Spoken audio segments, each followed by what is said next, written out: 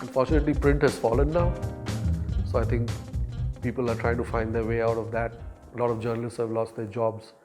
The, the mathematics just doesn't add up anymore. There's no revenue in print, cannot sustain. So those who made the switch to digital and social early will probably find their feet, but that again depends on what their mantra for success is. And those who started late, it's going to be a long, hard journey where there's going to be a lot of hard decisions and introspection on what is the best business model right now. Because people don't really look at news platforms anymore.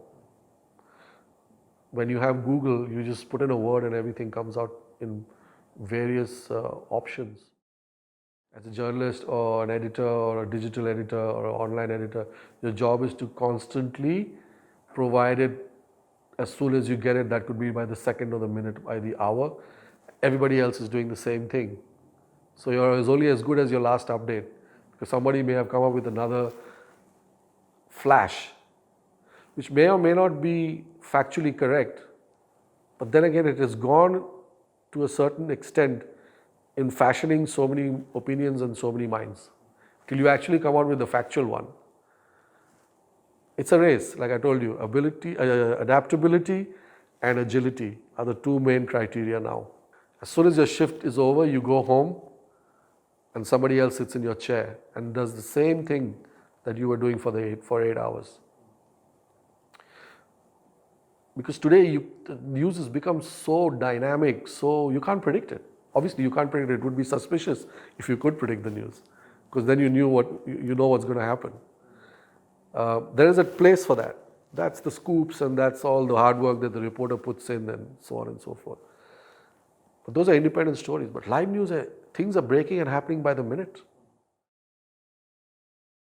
Corporate companies are allying themselves to governments because they realize that their survival depends on that. As much as they would like to deny it, that's not the case. Ad revenue for a newspaper or a media house would largely be dependent on whether the media is in line with the policies of the government, and the government also gets a lot of its funding and support from top big corporate companies.